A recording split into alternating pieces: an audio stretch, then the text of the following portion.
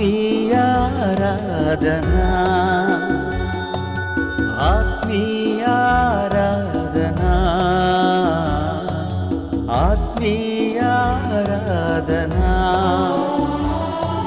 పరలోకపు తండ్రికి పరిశుద్ధముగా ఆత్మ సత్యములతో ఆరాధనా జీవముగల దేవునికి అనుకూలముగా సజీవయాగ శరీరముతో ఆరాధనా ఆత్మీయారాధనా ఆత్మీయారాధనా ఆత్మీయారాధనా ఆత్మీయారాధనా.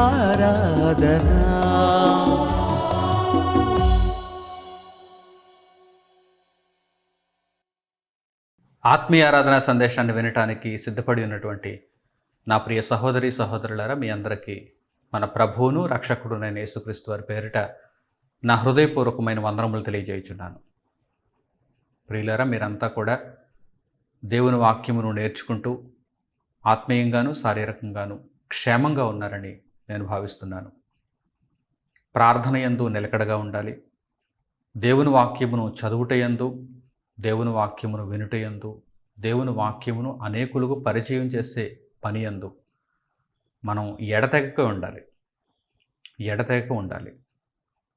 ఈ విషయాన్ని మీ జ్ఞాపకాలలో నిరంతరం ఉంచుకోవాలని నేను ఆశిస్తూ, ఈరోజు దేవుని మహాకృపను బట్టి ఆయన గ్రంథంలో వ్రాయబడినటువంటి మాటలలో చక్కని సంగతులను మనం నేర్చుకుందాం.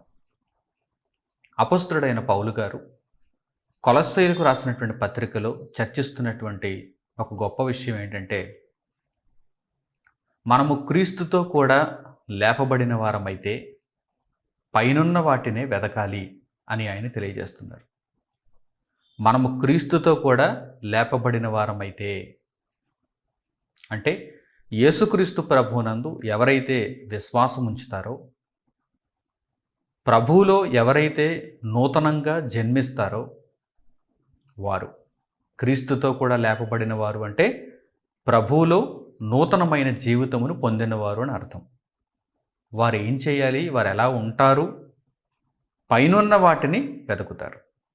భూ సంబంధమైన వాటి యందు వారు మనస్సుంచరు, పరలోక సంబంధమైన వాటి యందు వారు మనస్సుంచుతారు.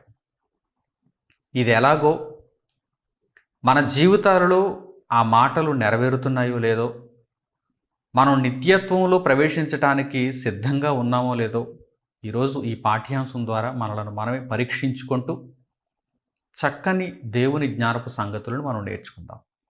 కనుక మీరంతా కూడా మీ హృదయములలోని ఆలోచనలను ఎటూ పోనివ్వకుండా, లోక సంబంధమైనటువంటి విషయాల వైపు మీ ఆలోచనలు మళ్లించనివ్వకుండా ఏకాగ్రతతో దృష్టి పెట్టి దేవుని జీవవాక్యమును నేర్చుకోవలసిందిగా ప్రప్రథమంగా మీకు తెలియజేస్తూ పరిశుద్ధ గ్రంథంలోని ఆ మాటల దగ్గరకు మిమ్మల్ని తీసుకుని వెళ్తున్నాను. మీరు పరిశుద్ధ గ్రంథమును తెరిచి అపొస్తలుడైన పౌలు గారు కొలస్సీయులకు రాసిన పత్రిక 3వ అధ్యాయము 1వ వచనం నుంచి చూడండి. కొలస్సీయులకు పౌలు గారు రాసిన పత్రిక 3వ అధ్యాయము 1వ వచనం నుంచి.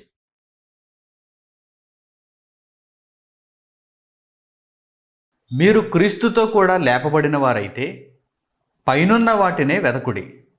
అక్కడ క్రీస్తు దేవుని కుడిపార్శ్వమున కూర్చుండి ఉన్నాడు. పైనున్న వాటి మీదనే గాని భూ సంబంధమైన వాటి మీద మనస్సు పెట్టుకొనకుడి. ఎలయనగా మీరు మృతి పొందితిరి, మీ జీవము క్రీస్తుతో కూడా దేవుని యందు దాచబడి ఉన్నది. మనకు జీవమయ్యున్న క్రీస్తు ప్రత్యక్షమైనప్పుడు మీరును ఆయనతో కూడా మహిమయందు ప్రత్యక్షపరచబడుదురు. ఇక్కడ పౌలు గారు అద్భుతమైనటువంటి జ్ఞాన సందేశమును తెలియజేస్తున్నారు. మీరు క్రీస్తుతో కూడా లేపబడిన వారైతే పైనున్న వాటిని వెదకండి. చదువుబడిన వాక్య భాగంలో ముఖ్యమైనటువంటి సంగతులను మీరు ఒక్కసారి గ్రహించాలి. మీరు క్రీస్తుతో కూడా లేపబడిన వారైతే పైనున్న వాటిని వెదకండి. పైనున్న వాటిని వెదకాలి అంటే ఏం వెతకాలి? పైన ఏమున్నాయి? అంటే మన కంటికి కనిపించేటువంటి ఆకాశంలో ఉన్న సూర్యుడు కానీ, చంద్రుడు కానీ, నక్షత్రాలు కానీ ఇవి కాదు.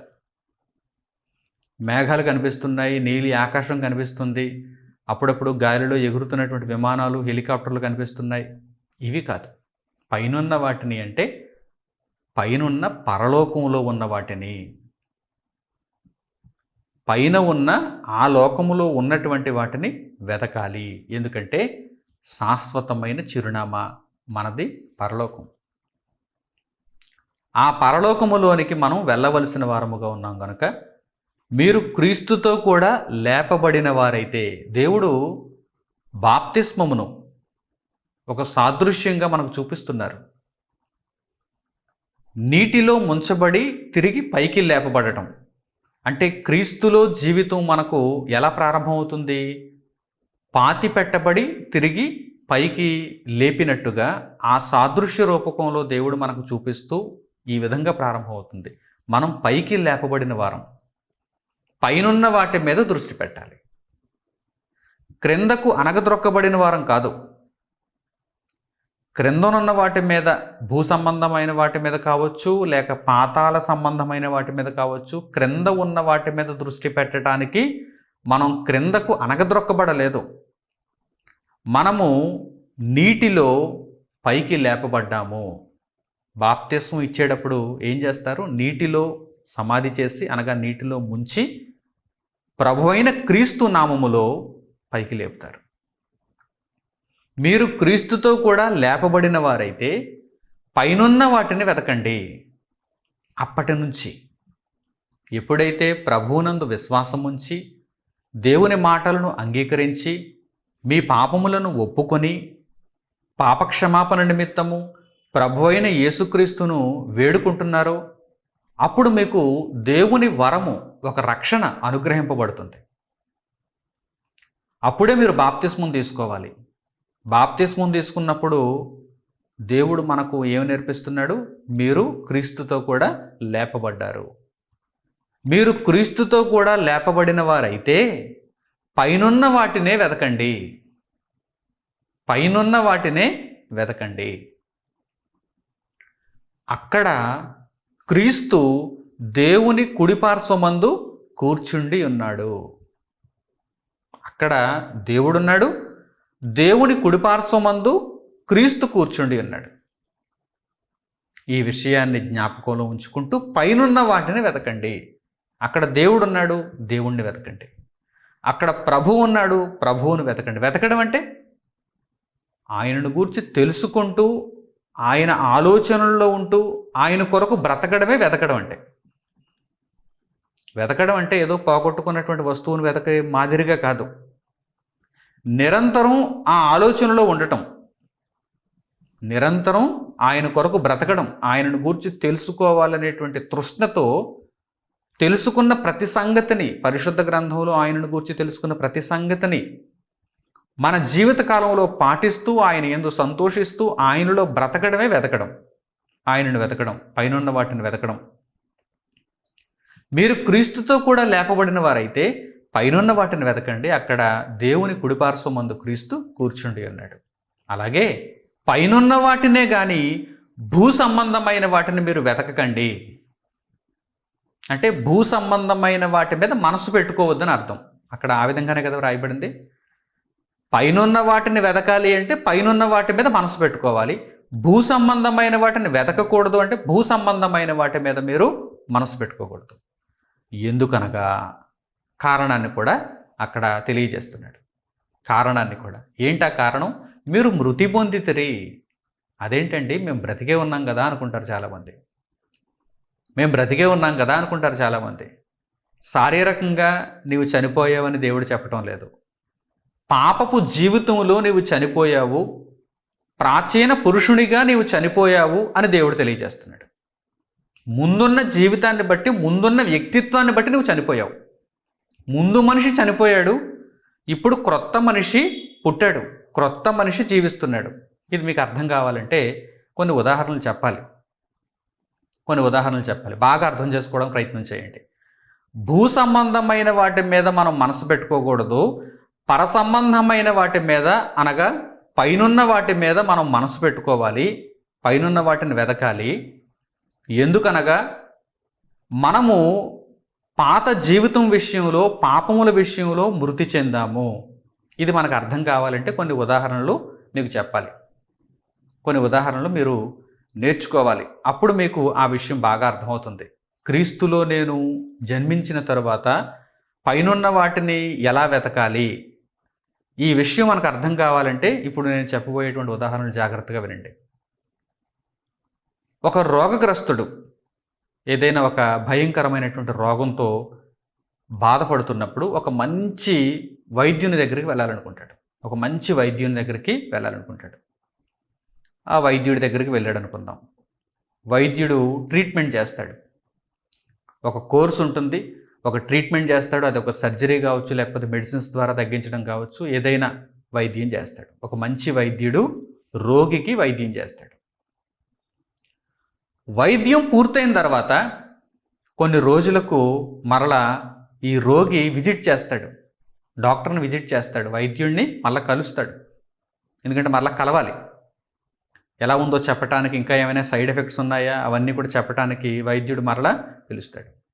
అప్పుడు వైద్యుడు ఆ రోగిని, అంటే బాగుపడినటువంటి ఆ మనుషుని, ముందు రోగి ఇప్పుడు బాగుపడ్డాడు కదా, ఆ మనుష్యుని ఏమని అడుగుతాడు? మార్పు ఏమైనా కనిపించిందా అని అడుగుతాడు. అంటే ఇంతకు ముందు ఉన్నటువంటి నీ పరిస్థితికి ఇప్పుడున్నటువంటి నీ పరిస్థితికి ఏమైనా చేంజ్ వచ్చిందా, ఏమైనా మార్పు ఉందా అని అడుగుతాడు. మంచి వైద్యుడు అనుకోండి, మంచి వైద్యం అతడు తీసుకున్నాడు అనుకోండి, ఆ రోగి బాగా రెస్పాండ్ అయ్యాడు అనుకోండి, ఆ రోగి వెంటనే ఏమంటాడు? చాలా మార్పు వచ్చిందండి అంటాడు. చాలా మార్పు వచ్చిందండి అంటాడు. ఇంతకు ముందు అయితే ఆకలి ఉండేది కాదండి అంటాడు. ఇంతకు ముందు అయితే అసలు నిద్ర పట్టేది కాదండి అంటాడు. ఇంతకు ముందు అయితే అసలు ఎందుకు బ్రతుకుతున్నానా అనిపించేదండి అంటాడు. ఇప్పుడు చాలా చేంజ్ వచ్చిందండి, చాలా తేలిగ్గా అనిపిస్తుందండి, చాలా ఆరోగ్యంగా ఉన్నానండి, చాలా సంతోషంగా ఉన్నానండి, చాలా థ్యాంక్స్ అండి అంటాడు. అంటే రోగగ్రస్తునిగా ఉన్నప్పుడు అతనికి ఉన్నటువంటి ఆ బాధతో కూడిన జీవితం, వైద్యం తీసుకున్న తర్వాత ఇప్పుడు ఆరోగ్యవంతునిగా అతనికి ఉన్నటువంటి జీవితం, ఈ రెండిట్లో ఏముంది? మార్పు ఉంది. మార్పు ఉంది. చేంజ్ ఉంది. ఇలాగే యేసుక్రీస్తు ప్రభువును అంగీకరించిన తర్వాత, మారు మనసు నొందిన తర్వాత, పాత జీవితానికి క్రొత్త జీవితానికి ఒక చేంజ్ కనిపించాలి, ఒక మార్పు కనిపించాలి. ప్రభువులో బాప్తిస్మం తీసుకున్న తర్వాత నూతన జీవితంలో మార్పు ఉందో లేదో ఒక్కసారి మనలను మనమే పరీక్షించుకోవాలి. నేను ప్రభువును విశ్వసించాను, బాప్తిస్మం తీసుకున్నాను, దేవుని రాజ్యంలో చేర్చబడ్డాను, ఇప్పుడు మార్పు ఉందా? ఒక్కసారి మిమ్మల్ని మీరే పరీక్షించుకోండి. ఒక రోగగ్రస్తుడు వైద్యం తీసుకున్న తర్వాత ఎంత చక్కని మార్పును చూస్తాడో అలాగే మీరు కూడా ఒక చక్కని మార్పును చూడగలుగుతున్నారా? నా పాత జీవితం ఇప్పుడు నాలో లేదు, ఇప్పుడు క్రొత్త జీవితం నాలో ఉంది. పాత పురుషుడు చనిపోయాడు, ఇప్పుడు నేను క్రొత్తగా జీవిస్తున్నాను, నా ప్రవర్తన, నా ఆలోచన విధానం అంతా మారిపోయింది అనేటువంటి విధంగా ఏమైనా మీరు ఉంటున్నారా? అలా ఉండాలి. అలా ఉంటేనే మీరు చక్కగా సరైన క్రమంలో బాప్తిస్మం తీసుకొని దాని యొక్క ప్రతిఫలాన్ని పొందుచున్నట్టు. లేదంటే అలంకారప్రాయంగా వేషధారణగా మీరు ఉన్నట్టు. మరో ఉదాహరణ చెబుతాను, మీకు అర్థం కావాలి, బాగా అర్థం కావాలి. ఒక విద్యార్థి స్కూల్లో జాయిన్ అవుతాడు, పాఠశాలలో జాయిన్ అవుతాడు. జాయిన్ అవ్వక మునుపు ఏమీ రావు, ఏమి నేర్చుకోలేదు. ఉపాధ్యాయుని దగ్గరికి వెళ్ళకముందు ఏమి నేర్చుకోలేదు. తల్లిదండ్రులు ఏమంటారు? మా పిల్లాడికి ఏమీ రావండి, ముద్దండి, 2 అక్షరం ముక్కలు నేర్పించండి అని ఉపాధ్యాయునికి అప్పచెప్తారు. కొంతకాలం అతడు విద్య నేర్పిస్తాడు. ఆ ఉపాధ్యాయుడు తరగతి గదిలో లేక ట్యూషన్లో విద్య నేర్పిస్తాడు. విద్య నేర్పించిన తర్వాత ఒక 6 నెలలకో లేకపోతే సంవత్సరానికో ఈ తల్లిదండ్రులు మరలా ఆ ఉపాధ్యాయుడు అడుగుతాడు. ఏమనంటే, మీ పిల్లాడులో ఏమైనా మార్పు మీరు గమనించారా? ఇంతకు ముందు ఉన్నటువంటి స్థితికి ఇప్పుడున్న స్థితికి ఏమైనా మార్పు గమనించారా అంటే, తల్లిదండ్రులు కూడా మంచి ఉపాధ్యాయుడు అయినప్పుడు, చక్కని విద్య నేర్పించినప్పుడు ఈ విద్యార్థి చక్కగా నేర్చుకున్నప్పుడు తల్లిదండ్రులు కూడా ఏమని రిప్లై ఇస్తారు? రెస్పాన్స్ ఎలా ఉంటుంది? అద్భుతం అండి, మా అబ్బాయిలో మార్పు వచ్చింది, మా అమ్మాయిలో మార్పు వచ్చింది, చక్కగా చదువుతుందండి, చక్కగా వ్రాసుకుంటున్నాడండి, అసలు మేము ఇప్పుడు చెప్పనక్కర్లేదు, వాడంతట వాడే పుస్తకాలు తీసుకొని చదువుకుంటున్నాడు, చక్కగా వ్రాసుకుంటున్నాడు, తెలియని విషయాలు అడుగుతున్నాడు, చదువు మీద ఆసక్తి పెరిగిందండి, చాలా సంతోషం అండి అంటారు. అంటే ఏం జరిగిందనమాట? చేంజ్ వచ్చింది, మార్పు వచ్చింది. ఒకప్పుడు మొద్దు జీవితం, ఇప్పుడు అక్షరాలు నేర్చుకున్నటువంటి జీవితం. మార్పు వచ్చిందిగా, వచ్చింది. అలాగే ఒక నేరస్తుడు శిక్ష విధింపబడితే జైలుకు వెళ్తాడు, లేకపోతే ముందుగా సెల్లో వేయబడతాడు, పోలీసులు 4 తగిలిస్తారు. కోర్టులో నేరం రుజువైతే శిక్ష అతడికి విధింపబడితే జైలుకు వెళ్తాడు, జైలు జీవితం గడిపి బయటకు వస్తాడు. పరివర్తన వచ్చిందనుకోండి, జైలు జీవితంలో అతడు ఆలోచించి నేను ఇక్కడికి ఎందుకు వచ్చాను, ఆవేశంలో నేను ఆ తప్పు చేయటం వల్లనే కదా, ఇక మీదట నా ప్రవర్తన మార్చుకోవాలి, నా కోపాన్ని తగ్గించుకోవాలి, లేకపోతే నేను ఇలా అమ్ముడైపోకూడదు, అక్రమానికి నేను పాల్పడకూడదు, ఇలా తనలో తాను ఆలోచించుకుని మదనపడి సిగ్గుపడి పశ్చాత్తాపపడి పరివర్తన తెచ్చుకున్నాడు అనుకోండి. అసలు జైళ్ళు పెట్టడంలో ఉన్నటువంటి ఉద్దేశం అదే. జైలరు, తర్వాత ఆ జైళ్ళు, వారికి ఒక ప్రవర్తన నియమావళి, ఆ జైల్లో ఉన్నటువంటి ఖైదీలందరికీ ఒక ప్రవర్తన నియమావళి, వారికి ఒక యూనిఫామ్, ఇవన్నీ ఉండటంలో ఉద్దేశ్యం ఏంటి? వారిలో పరివర్తన రావాలి. అంతే తప్ప జైలు జీవితం అనుభవించిన తర్వాత వాడు ఇంకా కరడుగట్టిన నేరస్తుడిగా మారిపోవడం వల్ల జైలు పెట్టి ఉపయోగమే ఉంది? ఆలోచిస్తున్నారా? పరివర్తన రావాలి. అందుకే సత్ప్రవర్తన కలిగినటువంటి ఖైదీలను ముందుగానే విడుదల చేస్తూ ఉంటారు. ఎందుకంటే ప్రవర్తన ముందుగానే వచ్చేసింది, మంచి ప్రవర్తన ముందుగానే వచ్చేసింది. మార్పు జైలులోనికి అడుగు పెట్టేటప్పుడు ఇతని యొక్క వ్యక్తిత్వం, ఇతని యొక్క పరిస్థితి ఎలా ఉంది, జైలు గోడల నుండి అతడు శిక్ష అంతా పూర్తి చేసుకుని విడుదల నుండి బయటికి అడుగు పెడుతున్నప్పుడు అతని యొక్క పరిస్థితి ఎలా ఉంది? మార్పు వచ్చిందా? Very good. మార్పు వస్తే మంచిది. అంటే ఒక జైలు జీవితం, లేకపోతే ఒక పోలీస్ స్టేషన్లోని ఒక సెల్ ఒక వ్యక్తిలో మార్పును తీసుకుని వచ్చింది. ఇక అతడు ఏమనుకుంటాడంటే, పాత మనిషి నాలో చచ్చిపోయాడు, పాత మనిషి అయితే దొంగతనాలు చేసేవాడు, ఇప్పుడు నేను క్రొత్త జీవితాన్ని ప్రారంభించానంటాడు. ఎవరైనా కనిపించినప్పుడు ఏరా దొంగతనాలు చేస్తున్నావా అని అడిగినప్పుడు వాడు చచ్చిపోయాడండి అంటారు.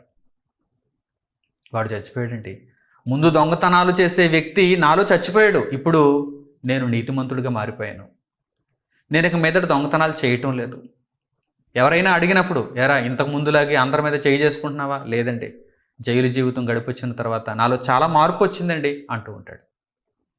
చూసారా? అంటే ఏమొచ్చిందనమాట? పరివర్తన వచ్చింది, మార్పు వచ్చింది. ఒక విద్యార్థిలో మనం మార్పు చూస్తున్నాం, ఒక రోగిలో మనం మార్పు చూస్తున్నాం, ఒక నేరస్తునిలో మనం మార్పు చూస్తున్నాం. అలాగే పెళ్ళైన తర్వాత కొంతమందికి మార్పు వస్తుంటుంది. పెళ్ళికి ముందు ఇష్టానుసారంగా ఉంటుంటారు, చెప్పిన మాట వినరు, తల్లిదండ్రులు చెప్పిన మాట పిల్లలు వినరు ఆ యుక్త వయసులో. అప్పుడు తల్లిదండ్రులు ఏమనుకుంటారు, బంధువులు ఏమంటుంటారు? పెళ్లి చేసేయండి త్వరగా, గాడిలో పడతాడు, బాధ్యత తెలుసుకుంటాడు అంటారు. అంటే పెళ్ళి అయితే కొంతమందిలో మార్పు వస్తుంది, పిల్లలు పుడితే కొంతమందిలో మార్పు వస్తుంది. పిల్లలు పుట్టనంత వరకు బాధ్యత తెలియదు, వచ్చిందంత ఖర్చు పెట్టుకుంటూ ఉంటారు, సరదాలకు పోతూ ఉంటారు, విలాసవంతమైన జీవితానికి బాగా అలవాటు పడిపోయి ఉంటారు. పిల్లలు పుట్టిన తర్వాత బాధ్యత తెలిసి వస్తుంది. ఈ పిల్లల కోసం నేను కాస్త దాచుకోవాలి, ఆ పిల్లలకు సరైన భవిష్యత్తునివ్వాలి, చక్కగా వారిని చదివించాలి, వారికి మంచి వైద్య సదుపాయాన్ని ఇవ్వాలి. ఇలా తల్లిదండ్రులు ఆలోచిస్తూ బాధ్యత, వారిని పోషించాలి, వేళకు అన్నం పెట్టాలి, ఇలా ఆలోచిస్తూ బాధ్యత కలిగి ఉంటారు. అంటే పిల్లల పుట్టక ముందు వరకు వారి యొక్క జీవితాలు వేరు, పిల్లలు పుట్టిన తర్వాత వారి జీవితాల్లోనికి వారి పిల్లలు వచ్చిన తర్వాత వారి జీవితాలు వేరు. మార్పు వచ్చింది.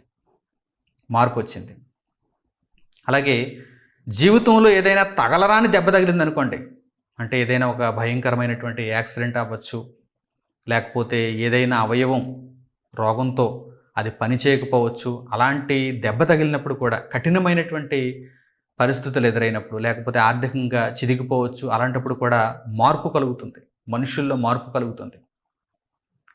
పూర్వపు మనిషి నాలో లేడండి, నేను ఇప్పుడు పూర్తిగా మారిపోయాను అంటూ ఉంటారు. పూర్వం జల్సాగా ఇష్టానుసారంగా తిరిగేటువంటి వ్యక్తి ఏదైనా ఒక గట్టి దెబ్బ తిన్నాడు అనుకోండి, రైట్ అయిపోతాడు, సెటరేట్ అయిపోతాడు. ఇక మరలా పదే పదే అతనికి ఎవరు ఏమీ చెప్పనక్కర్లేదు, సెటరేట్ అయిపోతాడు. అంటే ఇవన్నీ కూడా ఉదాహరణలుగా మనం తీసుకోగలిగితే లోక సంబంధంగా ఒక మనిషి మార్పుకు లోనవుతున్నాడు అనేది మనకు అర్థమవుతుంది కదా. మార్పుకు లోనైనప్పుడు పాత మనిషి ఆ మనిషిలో కనిపించడం లేదు, క్రొత్త మనిషి ఆ మనిషిలో కనిపిస్తున్నాడు. అంటే పాత మనిషి ఏమైపోయాడు అనమాట, చచ్చిపోయాడు. పాత మనిషి చనిపోయాడు. ఇప్పుడు దేవుని మాటలను మీరు చక్కగా ఆలోచన చేయండి. మీరు క్రీస్తుతో కూడా లేపబడిన వారైతే అన్నింటికంటే ఉన్నతమైనటువంటి కార్యక్రమం కదా ఇది. లోకంలో ఇప్పుడు మనం చెప్పుకున్న ఉదాహరణలు అన్నింటికంటే ఉన్నతమైన కార్యక్రమం ఇది. మనలో చక్కని మార్పును కోరుకుంటున్నాడు దేవుడు. మీరు పాత జీవితాలలో ఇష్టానుసారంగా బ్రతికారు, దేవునికి కాకుండా బ్రతికారు, వాక్యానికి విరోధంగా బ్రతికారు. అయితే మీరు మార్పు నొందండి, ప్రభు అయిన యేసు ద్వారా పాపక్షమాపణ నొందండి, మీ పాత జీవితాలను సిలువకు కొట్టేయండి. మీరు పైనున్న వాటిని వెతకాలి. ఆ స్వభావం మీలో కనిపిస్తుందా? దేవుడు ఈ వాక్యం ద్వారా మనల్ని ప్రశ్నిస్తున్నాడు. మీరు క్రీస్తుతో కూడా లేపబడిన వారైతే పైనున్న వాటిని వెతకండి, పైనున్న వాటిని వెతకండి. మీరు పైనున్న వాటినే వెతకాలి, భూ సంబంధమైన వాటిని వెతకకూడదు, వాటి మీద మనస్సు పెట్టుకోకూడదు. ఎలయనగా మీరు భూ సంబంధమైన జీవితం దృష్ట్యా మృతి నొందిన వారు, చనిపోయిన వారు. అంటే పాత మనిషి మీలో కనిపించకూడదు. పాత మనిషి చనిపోయినట్టు, చనిపోయిన వానికి ఇక మరలా ఊపిరి పోయకూడదు, జీవం పోయకూడదు. చనిపోయాడు, పాత మనిషి చనిపోయాడు. ఏదైనా ఎప్పుడైనా మనస్సున జ్ఞాపకానికి వచ్చినప్పుడు, పాత జీవితంలో గత సంగతి ఏదైనా జ్ఞాపకానికి వచ్చినప్పుడు మీరు వెంటనే మీ ఆలోచనలోకి తెచ్చుకోవాల్సినటువంటి విషయం ఏంటంటే చచ్చిపోయాడు, పాత మనిషి, పాత వ్యక్తిత్వం చచ్చిపోయాడు, చచ్చిపోయింది. అప్పుడు మీరు పైనున్న వాటిని వెతుకుతారు, భూ సంబంధమైన వాటి మీద మనసు పెట్టుకోరు. ఎందుకంటే భూ సంబంధమైన వాటి మీద మనసు పెట్టుకునే మనిషి చచ్చిపోయాడు. పరలోక సంబంధమైన వాటిని వెదికే మనిషి ఇప్పుడు జీవిస్తున్నాడు. ఎంత అద్భుతమైన విషయమో చూసారా ప్రియులరా. ఈ విషయాన్ని మీరు చక్కగా నేర్చుకోవాలి. మీ జీవితాలలో ఆ మార్పును మీరు చూడగలుగుతున్నారా? ఆ మార్పు మీ జీవితాలలో కనిపిస్తోందా? స్పష్టంగా కనిపిస్తోందా మార్పు? నేను ప్రభువును అంగీకరించక మునుపు ఇలా ఉండేవాడిని, ఇలా ఉండేదాన్ని. ప్రభువును అంగీకరించిన తర్వాత ఇదిగో నా జీవితం ఇంత చక్కగా మారింది అని మీరు చెప్పగలుగుతున్నారా? అంత గొప్ప సాక్ష్యంలో మీరు జీవించగలుగుతున్నారా?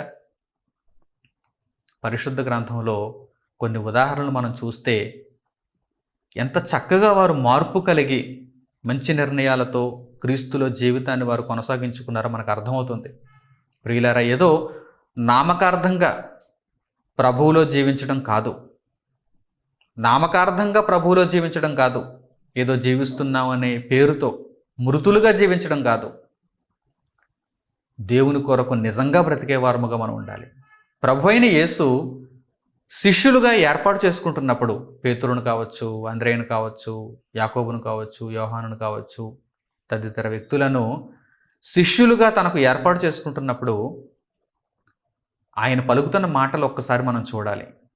ప్రభువును విశ్వసించక ముందు ఎలా ఉంటారు, ప్రభువును విశ్వసించిన తరువాత ఎలా ఉంటారు? ఒక మంచి ఉదాహరణ మత్తయి సువార్త 4వ అధ్యాయము 18వ వచనం నుంచి చూడండి. మత్తయి సువార్త 4వ అధ్యాయము 18వ వచనం నుంచి.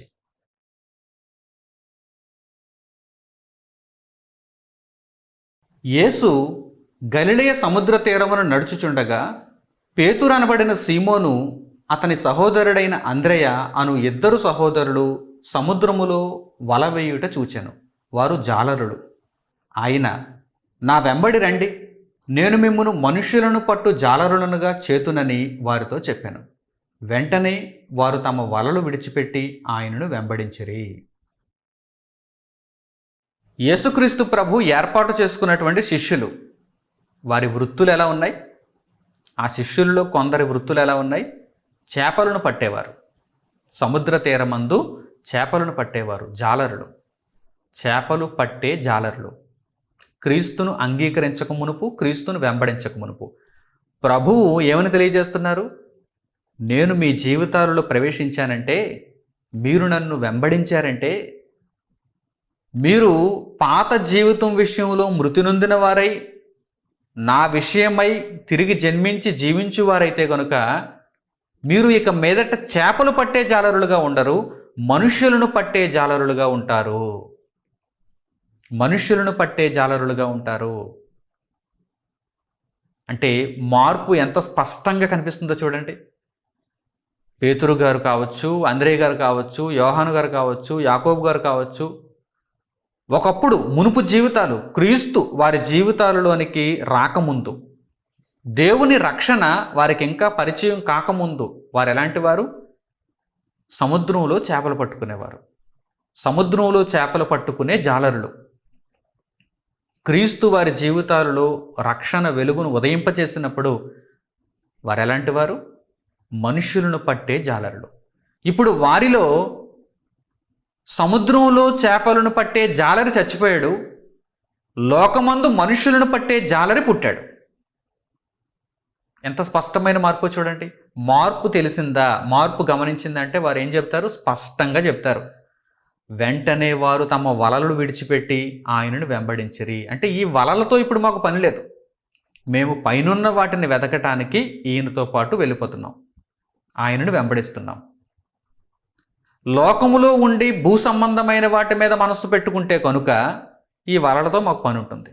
వలలు బాగు చేసుకుంటూ ఆ సమయం వచ్చినప్పుడు సముద్రంలోనికి వెళ్ళి వేటాడి చేపలను తీసుకుని వచ్చి వాటిని అమ్మి లాభం చేసుకుంటాం, భూమి మీద 4 రూపాయలు సంపాదించుకోవటానికి, పొట్ట పోషించుకోవటానికి. అయితే ఇప్పుడు మాకు జీవిత పరమార్థం అర్థమైంది. ఎప్పుడూ జానడి పొట్టను పోషించుకోవడం కోసం మాత్రమే కాదని, మా బ్రతుకు దేవుడు మాకు అనుగ్రహించినదని, లోకమందున్న మనుష్యులకు దేవుని గూర్చి ప్రకటించుటలో మా బ్రతుకును అంకితం చేసుకోవాలని, అసలు ముందుగా మేము దేవుని పనిని చేయాలంటే పాపక్షమాపణ నొందాలని, ప్రభువులో మేము నూతనంగా జన్మించి ఆయన కొరకు మేము జీవించాలని ఈ విషయాలను వారు తెలుసుకున్నారు. మనుష్యులను పట్టే జాలరులుగా వారు మారారు. ఎంత స్పష్టమైన మార్పు, ఎంత ఖచ్చితమైన మార్పు వారిలో కనిపించిందో చూడండి. పైనున్న వాటిని వెదికేటువంటి ఆ మార్పు. ఎప్పుడైతే మీరు మునుపు పూర్వం ఉండినటువంటి మనిషి విషయమై చనిపోయి మృతి నొంది క్రీస్తులో నూతనంగా జన్మించి దేవుని రాజ్యంలో నూతనంగా బ్రతుకుతారో అప్పుడే మీరు పైనున్న వాటిని వెతుకుతారు, లేదంటే భూ సంబంధమైన వాటిని వెతుకుతారు. మీలో చాలామంది ప్రభువును అంగీకరించినా విశ్వసించినా ఇప్పటికీ భూ సంబంధమైన వాటిని వెతకడానికి కారణం ఏంటంటే ప్రాచీన పురుషుడు ఇంకా చావలేదు, ప్రాచీన పురుషుడు ఇంకా మృతి నొందలేదు. ఆలోచిస్తున్నారా? ఆ ప్రాచీన పురుషుడిని చంపేయాలి. ఆ ప్రాచీన పురుషుడు మనలో ఉండటానికి వీలు లేదు. ఎందుకంటే మనం నూతన జీవంలోనికి అడుగుపెట్టాం. పైనున్న వాటిని వెతకటానికి, పైనున్న వాటి మీద మనస్సు ఉంచుకోవటానికి మనం అలవాటు పడాలి. ఆలోచిస్తున్నారా? చక్కగా నేర్చుకోవాలి విషయాలని. ఎప్పుడైతే ప్రభు యొక్క రక్షణను మనం సంపూర్ణంగా స్వీకరిస్తామో, ఆ రక్షణ మీద మనకు ఖచ్చితమైన అవగాహన ఎప్పుడైతే కలుగుతుందో అప్పుడే ఇలాంటి ప్రవృత్తిలోనికి మనం రాగలం, ఇలాంటి జీవితంలో మనం అడుగు పెట్టగలం. లేదంటే ప్రాచీన పురుషుడు మనతో పాటే ఉంటాడు, భూ సంబంధమైన వాటి మీదే మనం మనస్సు ఉంచుతాం. అలా ఉంచటం వలన పాతాళానికి వెళ్ళిపోతాం, నరకమునకు త్రోయబడతాం. పైనున్న వాటిని వెదకుతూ పైనున్న వాటి మీద మనస్సు ఉంచుకుని పైనున్న వాటి మీద ఆలోచనతో పైనున్న వాటి కొరకు బ్రతుకుచున్నవారు మాత్రమే పైకి వెళ్తారు, అంటే నిత్యత్వానికి కొనుక్కోబడతారు. మిగిలిన వారందరూ పాతాళమునకు, అగాధమునకు త్రోయబడతారు. ప్రియులారా, మరో చక్కని ఉదాహరణ మనం చూడగలిగితే, యేసుప్రభు శిష్యులను మీరు చూశారు. చేపలు పట్టే జాలరులు మనుషులు పట్టే జాలరులు అయ్యారు. మరో చక్కని ఉదాహరణ మనం చూడగలిగితే జక్కయ్య. లూకాసు వార్త 19వ అధ్యాయంలో ఈ సంఘటన మనకు కనిపిస్తుంది. ఎప్పుడైతే ప్రభువు రక్షణ అతని యొక్క జీవితంలో ఉదయించిందో వెంటనే అతనిలో మార్పు కనిపిస్తుంది. ఆ మార్పును ప్రభువు అక్కడ తెలియజేస్తున్నారు. జక్కయ్య తన మాటలతో చెబుతున్నాడు, ప్రభువు ఆ మార్పును, ఆ రక్షణను నిర్ధారిస్తున్నారు. చక్కగా ఆ మాటలను కూడా మీరు చూడండి. యేసు ప్రభు శిష్యుల వలె, జక్కయ్య వలె మన జీవితాలలో కూడా ఖచ్చితమైన స్పష్టమైన మార్పు ఇక మీదట ఉండాలని మీరు ఆలోచన చేయాలి. లూకాసు వార్త 19వ అధ్యాయము 5వ వచనం నుంచి చూడండి. లూకాసు వార్త 19వ అధ్యాయము 5వ వచనం నుంచి.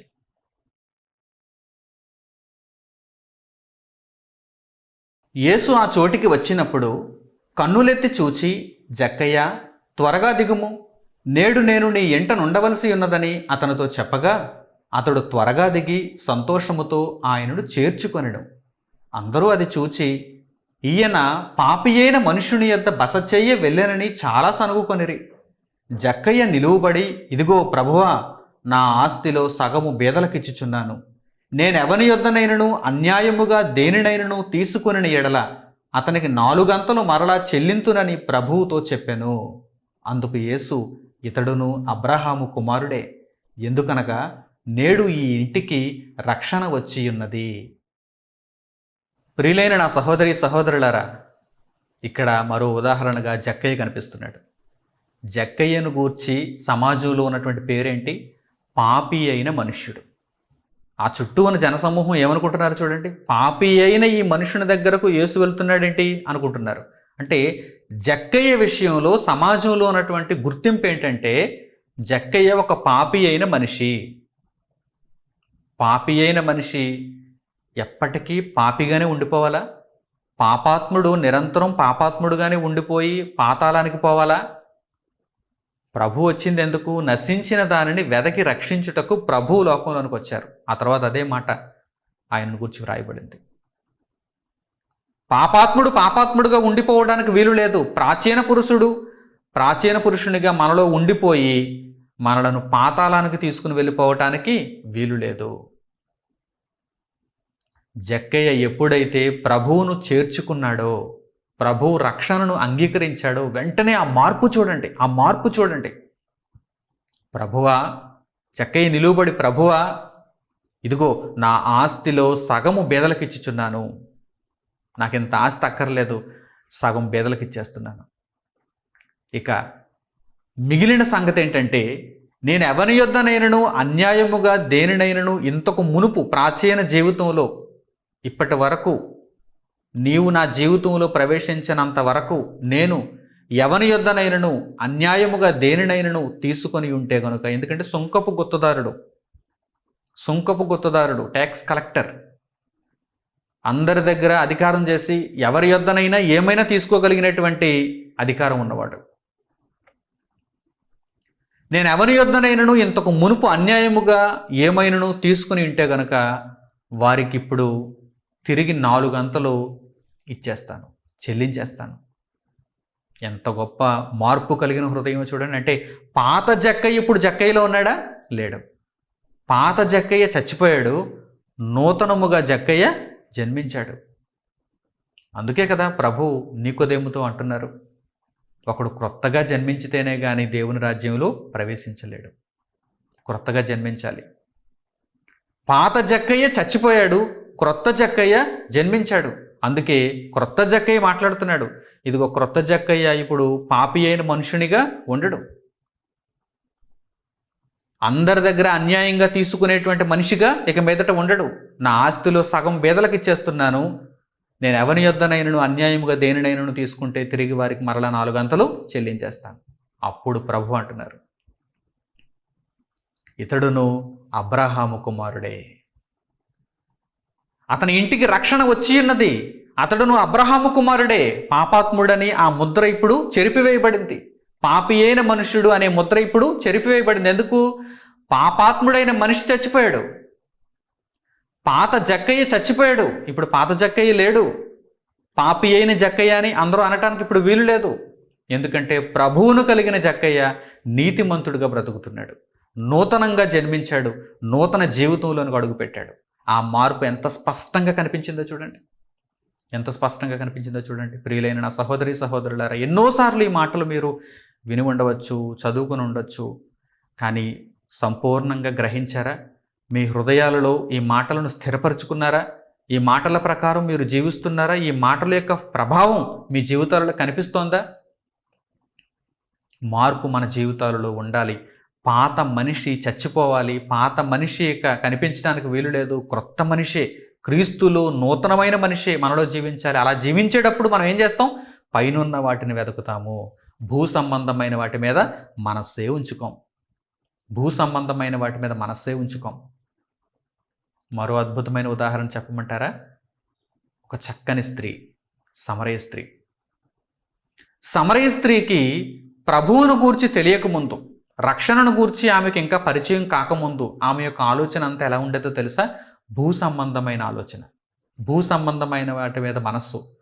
అసలు దేవుని కుమారుడైన ప్రభువే తన దగ్గర ఉన్నప్పుడు ఆమెకున్న భూ సంబంధమైన మనస్సు ఎలా ఉందో దైవ గ్రంథంలో మనకు కనిపిస్తోంది. ప్రభు ఆమె ముందున్నాడు, దేవుని కుమారుడు దేవుడు ఆమె ముందున్నాడు. అప్పుడు ఆమె అసలు ఎలా ఆలోచించాలి?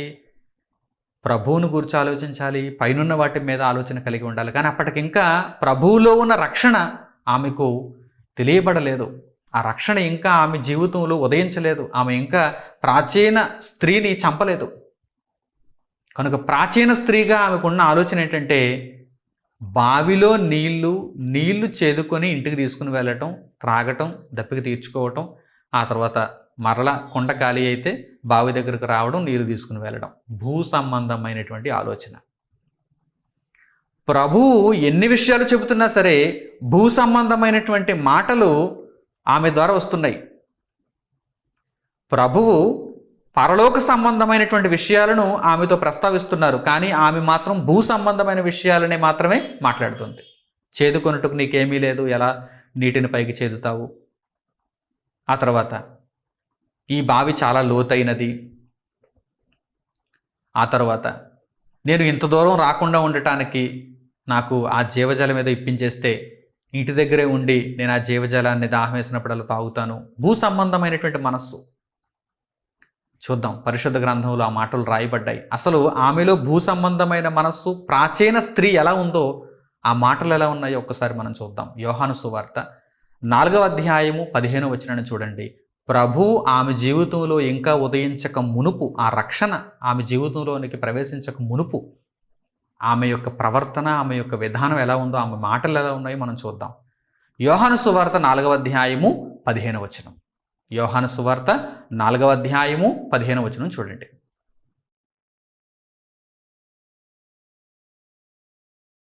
ఆ స్త్రీ ఆయనను చూచి, అయ్యా, నేను దప్పిగొనకుండునట్లును చేదుకొనుటకింత దూరం రాకుండునట్లును ఆ నీళ్లు నాకు దయచేయుమని అడుగగా, నేను నీకు జీవజలమిస్తానమ్మా అని ప్రభు చెబుతుంటే, జీవజలం అనగా శరీరానికి దప్పిక తీర్చేటువంటి వింతైన జలమేమో అనుకుందామే.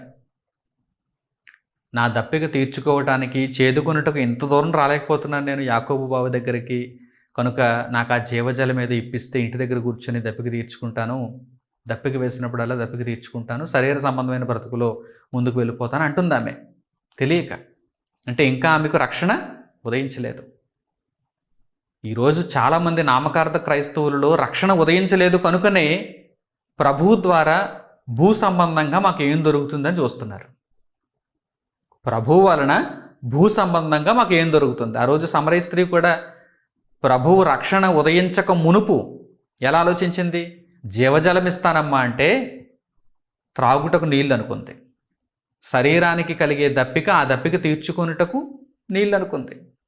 అందుకే ఆయన మాటలను అపార్థం చేసుకుంటూ చేదుకొనుటకు ఇంత దూరం రాకుండా ఉండటానికి, నా దప్పిక తీర్చుకోవడానికి ఆ జీవజలం మీద నాకు ఇప్పించు అని అడుగుతుంది. ఈరోజు లోకపరంగా చూడండి, లోకంలో క్రీస్తును అంగీకరించామని చెప్పుకుంటున్నటువంటి నామకార్థ భక్తులంతా ప్రభువు దగ్గర నుండి ఏం కోరుకుంటున్నారు చూడండి, ఇలాగే కోరుకుంటున్నారు.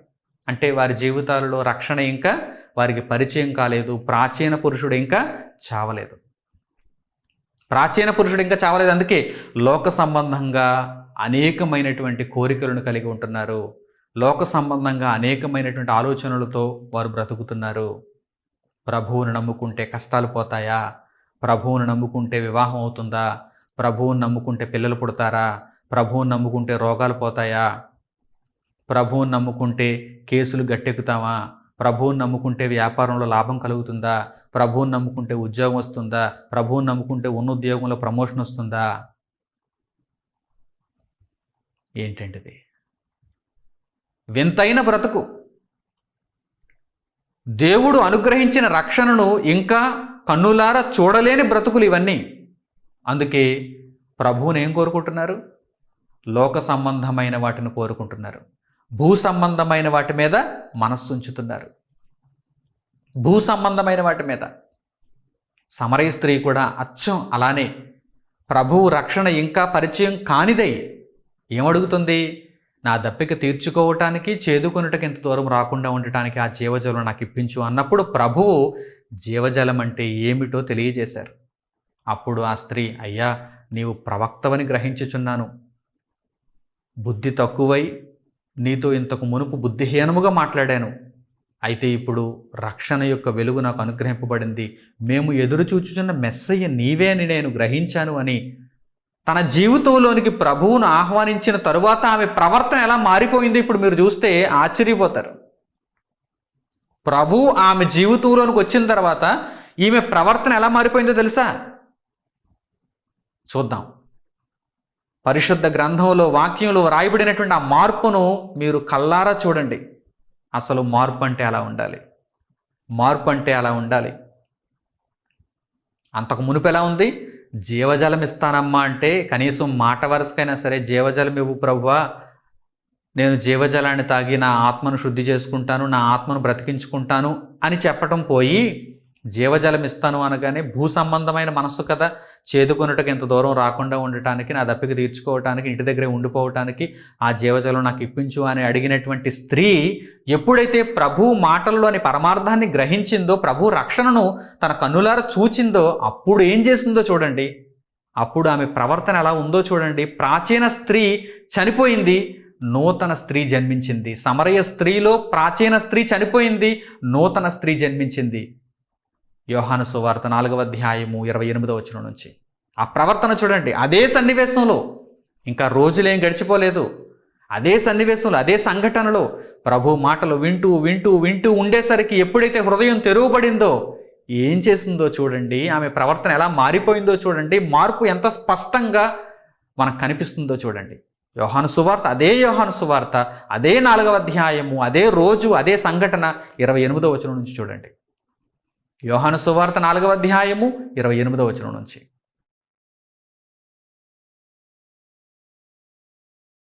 ఆ స్త్రీ తన కొండ విడిచిపెట్టి ఊరిలోనికి వెళ్ళి, మీరు వచ్చి నేను చేసినవన్నీ నాతో చెప్పిన మనుష్యుని చూడుడి, ఈయన క్రీస్తు కాడా అని ఆ ఊరి వారితో చెప్పగా, వారు ఊరిలో నుండి బయలుదేరి ఆయన యొద్దకు వచ్చుచుండిరి. మార్పు కలిగిన స్త్రీ, మార్పు కలిగిన సమరయ స్త్రీ. 15వ వచనంలో ఏమంది? జీవజలం ఇస్తానమ్మా అంటే నా దప్పిక తీర్చుకోవటానికి జీవజలం ఇవ్వని అడుగుతుంది. చేదుకొనుటకు ఇంత దూరం రాకుండా ఉండడానికి జీవజలం ఇవ్వని అడుగుతుంది 15వ వచనంలో. 28వ వచనం వచ్చేసరికి ఆ మార్పును మీరు చక్కగా గమనిస్తున్నారా? ఆమె తన కొండను విడిచిపెట్టి, అదేంటి, అసలు నీరు తీసుకుని వెళ్దామని బావి దగ్గరకు వచ్చింది. ఎంతో దాహం అయితే తప్ప, నీరు నిండుకుంటే తప్ప, ఇంటిలో నీరు అయిపోతే తప్ప అక్కడికి రాదు కదా. అది మిట్ట మధ్యాహ్నం వేళ నీరు తీసుకుని వెళ్దామని వచ్చింది. దేవుని మాటలు విన్నది. ఎలాగూ ఇంటికి వెళ్ళేటువంటి కార్యక్రమమే కదా, ఇంటికి వెళ్ళేటువంటి ప్రక్రియ కదా. వెళ్ళేటప్పుడు వెళుతూ వెళుతూ తీసుకొచ్చినటువంటి కొండను నీటితో నింపుకుని తీసుకుని వెళ్ళొచ్చు కదా. లేదండి. ఎందుకంటే ప్రాచీన స్త్రీ చచ్చిపోయింది కదా. ప్రాచీన స్త్రీ చచ్చిపోయిన తర్వాత కూడా ఇక కొండలోని నీరు, నీటితో దాహం తీర్చుకోవాలనేటువంటి తృష్ణ, ఎప్పుడు ఇదే ఆలోచన, జానుడి పొట్టను పోషించుకోవడానికి భూమి మీద ఎప్పుడు నిరంతరం ఇదే ఆలోచన ఉంటుందా? ఉండదు. ప్రాచీన స్త్రీ చచ్చింది. దేవుని మాట లోపలికి వచ్చింది. ప్రాచీన స్త్రీ చచ్చింది. ఇప్పుడు నూతన స్త్రీ పుట్టింది. సమరయ స్త్రీలో నూతనమైనటువంటి స్త్రీ పుట్టింది. నూతనమైన స్త్రీ పుట్టింది. అందుకే ఆ కొండ అక్కడే విడిచిపెట్టేసింది. ఈ కొండతో ఇప్పుడు నాకు ఇక పని లేదు. దాహమైనప్పుడు త్రాగుతానులే, దాహమైనప్పుడు త్రాగుతానులే, ఇప్పుడు నేను ఆలోచించవలసినటువంటి అత్యవసరమైనటువంటి కార్యక్రమం ఏంటి? నా రక్షణ, నా చుట్టూ ఉన్న వారి రక్షణ. ఈ బావిలోని నీళ్లు త్రాగి చచ్చిపోతే పాతాళానికి పోతాను.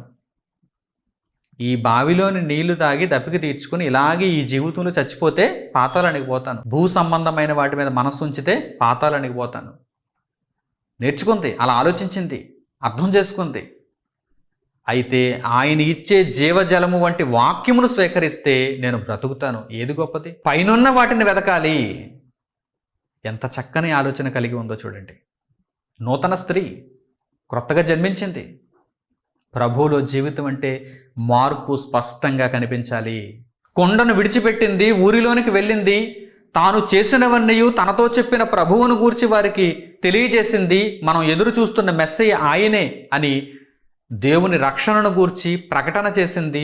ఊరిలోని వారందరూ ఆయన దగ్గరికి వచ్చుచున్నారు, దేవుని మాటలు వింటున్నారు, రక్షణ పొందుతున్నారు.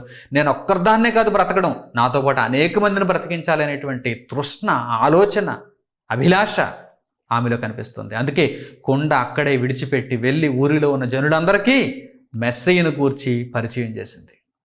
మెస్సయ్యను గూర్చి పరిచయం చేసింది. ఏది? నేటి క్రైస్తవుల జీవితాలలో ఈ విధమైనటువంటి ప్రవర్తన కనిపిస్తుందా? ప్రాచీన పురుషులు చచ్చారా, ఇంకా బ్రతికే ఉన్నారా? కొన ఊపిరితో కూడా ఉండకూడదు. ప్రాచీన పురుషులు చావాలి, నూతన పురుషులుగా మనం జీవించాలి. ప్రభు సేవా కార్యక్రమాలలో ముందుకు వెళ్ళిపోవాలి. ప్రభు సేవా కార్యక్రమాలలో ముందుకు వెళ్ళిపోవాలి. శిష్యులలో మార్పు స్పష్టంగా కనిపించింది. జక్కయ్యలో మార్పు స్పష్టంగా కనిపించింది. సమరయ స్త్రీలో మార్పు స్పష్టంగా కనిపించింది. ప్రభువును ఎవరైతే విశ్వసిస్తారో వారందరిలో కూడా మార్పు స్పష్టంగా కనిపిస్తుంది. నీలో కనిపిస్తుందా లేదా ఒక్కసారి గమనించు. మనలో మార్పు కనిపిస్తేనే మనం పైనున్న వాటిని వెతుకుతాం, లేకపోతే భూ సంబంధమైన వాటి మీదే మనసు పెట్టుకుంటాం. మనం ఇంకా భూ సంబంధమైన వాటి మీదే మనసు పెట్టుకుంటున్నామంటే మనం ఇంకా క్రీస్తులో పూర్తిగా జన్మించలేదు, ప్రాచీన పురుషుణ్ణి పూర్తిగా చంపడం లేదు. అందుకే భూ సంబంధమైన వాటి మీద మీరు మనసు పెట్టుకుంటున్నారు. ఎప్పుడైతే ప్రభువును మీ జీవితాలలోనికి స్వీకరించారో మీ అభిలాష మారిపోవాలి, మీ అభిరుచులు మారిపోవాలి, మీ అలవాట్లు మారిపోవాలి, మీ ఆకాంక్ష మారిపోవాలి, మీ ఆలోచన మారిపోవాలి. ఏది? అలా మార్పు కలిగిన జీవితాలతోనే మీరు ముందు కొనసాగుతున్నారా? ప్రభువును విశ్వసించక ముందు మీకు ఎన్నెన్నో అలవాట్లు, ఆలోచనలు, అభిరుచులు ఉండి ఉండొచ్చు. ఎందుకంటే ప్రాచీన జీవితం సాధారణంగా ఎవరినైనా చూచినప్పుడు ఏమడుగుతారో చెప్పండి? మీకు ఏది ఇష్టం? మీకు ఇష్టమైన తిండి ఏంటి? మీకు ఇష్టమైన బట్ట ఏంటి? మీకు ఇష్టమైన ప్రదేశం ఏంటి? మీకు ఇష్టమైన పానీయం ఏంటి? మీకు ఇష్టమైన పాట ఏంటి? ఇలాగే కదా అడుగుతారు. మీకు ఇష్టమైన తిండి ఏంటి అంటే ప్రాచీన పురుషులుగా మీరు జీవిస్తున్నప్పుడు, అంటే ప్రభువును ఎరుగక ముందు మీ జీవితాల్లో, పాత జీవితాలలో ఏవేవో చెప్పుంటారు. మీకు ఇష్టమైన తిండి ఏంటి? ఏమంటే మీకు ఇష్టం? What is your favourite food అని అడగగానే chicken biryani, mutton biryani, prawns biryani, అబ్బబ్బో, లోకమందు ఎన్నెన్నో అభిరుచులు, ఎన్నెన్నో ఇష్టాలు. ఎప్పుడైతే ప్రభు మీ జీవితాలలో ఉదయిస్తాడో మీ అభిరుచి, మీ ఆకాంక్ష, మీ ఇష్టం ఎలా మారిపోతుందో తెలుసా? జీవాహారము, నాకు ఇష్టమైన తిండదే అంటారు. ఒకవేళ అలా అనటం లేదంటే ఇంకా ప్రాచీన పురుషుడు బ్రతికే ఉన్నాడు, నూతనంగా మీరు జన్మించలేదు, పైనున్న వాటిని మీరు వెతకటం లేదని అర్థం. నిజంగా మీలో క్రీస్తు ఉదయించి మీరు క్రీస్తులో జన్మించి క్రీస్తులో నడుచుకుంటున్న వారైతే కనుక పాత ఇష్టాలతో మీకు పని ఉండదు.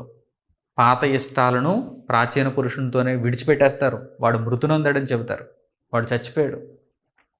ఇప్పుడు నా ఆకలంతా జీవాహారం మీద ఉంది, జీవాహారం తినాలని ఉంది, దేవుని మాటలను వింటూ నా కడుపు నింపుకోవాలని ఉంది అని చెబుతారు. అలాగని లోక సంబంధంగా తిండి తినరా అంటే జానుడి పొట్టను పోషించుకోవటానికి, బ్రతికి ఉండటానికి ఏదో ఒక తిండి తింటారు అంతే తప్ప దాని మీద మక్కువ కలిగిన వారే ఇదంటే నాకు అపరిమితమైన ఇష్టం అండి, దీనికోసం నేను ప్రాణం పెట్టేస్తానండి అనేటువంటి ఇష్టం మాత్రం మీలో ఉండదు. ఇప్పుడు అలాంటి ఇష్టం దేని మీద ఉంటుంది? వాక్యం మీద ఉంటుంది, జీవాహారం మీద ఉంటుంది. ఒక్కసారి మిమ్మల్ని మీరు పరీక్షించుకోండి. మీ ఇష్టాలు చచ్చాయా? ఇంకా ప్రాచీనమైనటువంటి ఇష్టాలు చచ్చాయా? ఇంకా బ్రతికే ఉన్నాయా? ఆలోచించండి.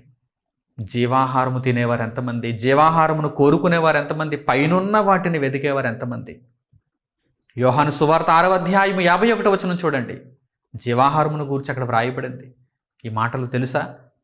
యోహాను సువార్త 6వ అధ్యాయము 51వ వచనం.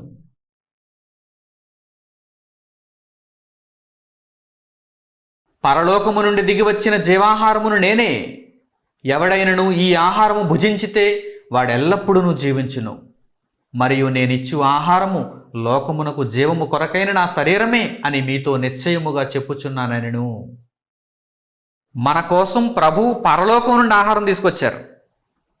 ఏదో బిర్యానీ స్టోర్ నుంచి కాదు. తింటే బహిర్భూమిలో విడువబడేటువంటి పనికి మాలిన ఆహారం గురించి కాదు ఇక్కడ మాట్లాడుతుంటా. లోకమంతా ఈరోజు ఆ ఆహారం గురించే ఆలోచిస్తుంది. ఆ ఆహారాన్ని బుక్ చేసుకోవటానికి ఎన్నెన్నో యాప్లు, ఆ ఆహారాన్ని వండటానికి సర్వ్ చేయటానికి ఎన్నెన్నో రెస్టారెంట్లు, ఆ ఆహారం కోసం నిరంతరం శ్రామికులు, ఆ ఆహార ప్రియులు ఎందరో ఉన్నారు. అయితే ప్రాచీన పురుషుడు చస్తే వాటి మీద మనస్సే ఉండదు, వాటి మీద ఆలోచనే ఉండదు. ఆ ఇష్టాలన్నీ చచ్చిపోతాయి. ఇప్పుడు ఉన్న ఇష్టం వల్ల ఏంటి? జీవాహారం ఎక్కడుంది? జీవాహారం ఎక్కడుంది? నా కోసం ప్రభు పరలోకం నుండి జీవాహారాన్ని తీసుకొచ్చి ఆయన శరీరముగా నాకు ఇచ్చి నన్ను బ్రతికింపజేశాడే. ఈ జీవాహారం మీద నాకు మక్కువ ఉందా? నేను ఇష్టపడుతున్నానా? ఇష్టపడటం లేదంటే పైనున్న వాటిని వెతకటం లేదనమాట. పైనున్న వాటిని వెతకకుండా భూ సంబంధమైన వాటిని వెతుకుతున్నానంటే ఇంకా ప్రాచీన పురుషుడు బ్రతికే ఉన్నాడనమాట. ఒక్కసారి ఆలోచించండి, మీకు అర్థమైపోతుంది. ఒక్కసారి మీరు ఆలోచించండి మీ ఇష్టాలు ఎలా ఉన్నాయో. జీవాహారము, ప్రభువు మనకు పరలోకము నుండి తీసుకుని వచ్చినటువంటి జీవాహారం ఇస్తున్నప్పుడు ఆ జీవాహారాన్ని అపేక్షిస్తూ దానిని కోరుకుంటున్నారా? బహిర్భూమిలో విడువబడేటువంటి పనికి మాలిన ఆహారాన్ని కోరుకుంటున్నారా? కడుపు నింపుకోవడానికి మాత్రమే తినండి. ఇష్టంగా దానికోసం ప్రాణం పెట్టేటంతగా మాత్రం లోక సంబంధమైన వాటి మీద మనస్సు ఉంచుకోకండి. మనస్సు వాటి మీద ఉంచుకోకపోతే మీరు దేవుని కొరకే బ్రతుకుతారు, దేవుని చిత్తాన్ని నెరవేరుస్తారు. లోకమందు ఆహారం భుజిస్తారు, పానీయం తాగుతారు, బట్టలు కట్టుకుంటారు, కానీ వాటి మీద మనస్సు ఉంచరు. అవి ఎలా ఉన్నా పర్వాలేదు, మినిమం స్టాండర్డ్స్తో అవి ఎలా ఉన్నా పర్వాలేదు, కానీ జీవాహారమును కోరుకోవాలి. అలాగే మీకు ఇష్టమైన పానీయం ఏంటి అని అడిగినప్పుడు నాకు ఫలానా కూల్ డ్రింక్ అంటే ఇష్టమండి, ఫలానా ఐస్ క్రీమ్ అంటే ఇష్టమండి, ఫలానా డ్రింక్ అంటే ఇష్టమండి అని చెబుతున్నారా? అంటే ప్రాచీన పురుషుడు ఇంకా ఉన్నాడనమాట. జీవజలమును కోరుకుంటున్నారా లేదా? జీవజలం మీద మీ మనస్సు ఉందా లేదా? పైనున్న వాటిని వెతుకుతున్నారా లేదా? జీవజలం అనేది ఉందా? జీవజలం అనేది ఒకటి ఉందా? జీవజలం అని దానికి పేరు పెట్టబడిందా? దప్పిక తీర్చే జీవజలముగా ఒకటి ఉందా? ఉంది. మీరు క్రీస్తులో జన్మిస్తే, ప్రాచీన పురుషుడు చస్తే, పైనున్న వాటిని వెతికితే ఇవి అర్థమవుతాయి. అప్పుడే ఇవి అర్థమవుతాయి. చూడండి, ప్రకటన గ్రంథము 22వ అధ్యాయము 17వ వచనం. ప్రకటన గ్రంథము 22వ అధ్యాయము 17వ వచనం. ఆత్మయు పెండ్లి కుమార్తెయు రమ్ము అని చెప్పుచున్నారు. వినువాడును రమ్ము అని చెప్పవలను. దప్పిగొనిన వానిని రానిమ్ము, ఇచ్చయించు వానిని జీవజలమును ఉచితముగా పుచ్చుకొననిమ్ము. దప్పిగొనిన వానిని రానిమ్ము, ఇచ్చయించు వానిని, ఎవరికైతే ఇష్టం ఉందో, ఎవరైతే కోరుకుంటున్నారో వారిని జీవజలమును ఉచితముగా త్రాగనిమ్ము. ప్రియులారా, పైనున్న వాటిని వెదికే మనస్సు మీలో ఉంటే జీవజలమును మీరు కోరుకుంటారు. జీవజలమును కోరుకునే వారికి అది దక్కుతుంది తప్ప అందరికీ దక్కదు. ఈరోజు నామకార్థ క్రైస్తవులు ఎందరున్నారు, నిజంగా క్రైస్తవులు ఎందరున్నారు? ఇప్పుడు దీనిని బట్టి మీకు అర్థమైపోతుంది. మనుషుల ఇష్టాలే, మనుషుల ఆలోచనలే, మనుషులు తమ మనస్సులను వేటి మీద ఉంచుకుంటున్నారో దానిని బట్టే విషయం అర్థమైపోతుంది. ఎవరు నామకార్థులో, ఎవరు నిజంగా క్రీస్తు కొరకు బ్రతుకుతున్నారు. ఒక్కసారి వారిని వారే ప్రశ్నించుకుంటే వారికే అర్థమవుతుంది. ఎవరు చెప్పవలసిన అవసరం లేదు. దేవుని వాక్యం వారిని హెచ్చరిస్తుంది. ప్రాచీన పురుషుడు చనిపోయి నూతన పురుషుడు మనలో క్రీస్తు ద్వారా జన్మించి మనం నూతనంగా మార్చబడి క్రీస్తులో ముందు కొనసాగుతుంటే మన ఆలోచన అంతా ఒక ఆహారం విషయంలో జీవాహారాన్ని కోరుకునే వారంగా మనం ఉంటాం. ఒక పానీయ విషయంలో జీవజలమును కోరుకునే వారంగా మనం ఉంటాం. ఉచితముగా జీవజలమును ఆయన మనకు అనుగ్రహిస్తున్నాడు. పరలోకము నుండి జీవాహారముగా క్రీస్తు ప్రభువే మనకు అనుగ్రహింపబడ్డాడు. ఇక వస్త్రములను గూర్చి మీకు ఏ బట్టలు అంటే ఇష్టం అండి? ఎలాంటి దుస్తులు మీరు ఇష్టపడతారు? ఈ భూమి మీద దుస్తులదేముందండి? ఈ భూమి మీద దుస్తులదేముందండి? ఏ దుస్తులైనా శరీరాన్ని కప్పుకుంటే, సంస్కారవంతంగా శరీరాన్ని కప్పుకుంటే ఏ దుస్తులైనా ఏ రంగు అయినా పర్వాలేదండి. కానీ నాకు నా మనసంతా ఏ దుస్తుల మీద ఉందో తెలుసా? రక్షణ వస్త్రాలు. ఏంటండి రక్షణ వస్త్రాలు కూడా ఉన్నాయా? ఎక్కడ దొరుకుతాయండి అవి? చందనాలోనా, బొమ్మనాలోనా? ఎక్కడ దొరుకుతాయండి అవి? దేవుని దగ్గర, ప్రభువైన యేసు దగ్గర. నిత్య జీవార్థమైన రక్షణ వస్త్రము మీరు ధరించుకోకపోతే మీరు ఎలా కనిపిస్తారో తెలుసా? దిగంబరులుగా కనిపిస్తారు. దేవుని దృష్టికి దిగంబరులుగా కనిపిస్తారు. పాపపు క్రియల చేత మలిన జీవితాలతో దిగంబరులుగా కనిపిస్తారు. రక్షణ వస్త్రమును కప్పుకున్న వారుగా ఉండాలి. రక్షణ వస్త్రమును ధరించుకొని అలంకరింపబడిన వారుగా ఉండాలి. అలంకరింపబడిన వారుగా ఉండాలి. ఈ భూమి మీద ముత్యాలతోనో, బంగారంతోనో, వెండితోనో కాదండి అలంకరణ. నీతితో అలంకరింపబడాలి. మీ నీతి క్రియలే మీకు ఆభరణాలుగా ఉండాలి. రక్షణ వస్త్రమును ధరించుకున్న వారుగా ఉండాలి. ఏది? జీవాహారాన్ని తినేవారు, జీవజలాన్ని అపేక్షించి దానిని కోరుకుని దానిని పానీయంగా స్వీకరించేవారు, రక్షణ వస్త్రములను ధరించుకునేవారు ఎక్కడున్నారండి? భూ సంబంధమైన వాటి మీద మనస్సు పెట్టుకుంటూ నిరంతరం భూ సంబంధమైన వాటితో ఆలోచనలు వారి జీవితాలలో ఉంచుకుంటూ ఇంకా ప్రాచీన పురుషునితోనే జీవితాన్ని కొనసాగించుకుంటున్నారు కదా. దేవుని కొరకు ఎవరైనా బ్రతుకుతున్నారా? నిజంగా ప్రభు కొరకు ఎవరైనా ఇంత ఉన్నతంగా ఆలోచిస్తున్నారా? యెషయా గ్రంథము 61వ అధ్యాయము 10వ వచనం చూడండి. యెషయా గ్రంథము 61వ అధ్యాయము 10వ వచనం. శృంగారమైన పాగా ధరించుకొనిన పెండ్లి కుమారుని రీతిగాను, ఆభరణములతో అలంకరించుకొనిన పెండ్లి కుమార్తె రీతిగాను ఆయన రక్షణ వస్త్రములను నాకు ధరింపజేసి ఉన్నాడు. నీతి అను పైబట్టను నాకు ధరింపజేసి ఉన్నాడు. కాగా యెహోవాను బట్టి మహానందముతో నేను ఆనందించుచున్నాను. నా దేవుని బట్టి నా ఆత్మ ఉల్లసించుచున్నది. పండగొస్తే కొత్త బట్టలు అనుకుంటాం పాత జీవితంలో. పుట్టినరోజు వస్తే క్రొత్త బట్టలు అనుకుంటాం పాత జీవితంలో. ఏదైనా ఇంటిలో శుభకార్యం అంటే క్రొత్త బట్టలు అనుకుంటాం పాత జీవితంలో. కానీ ఇప్పుడు రోజు మీరు ఆనందించేటువంటి అవకాశం ఏర్పడింది, ఉల్లసించేటువంటి అవకాశం ఏర్పడింది.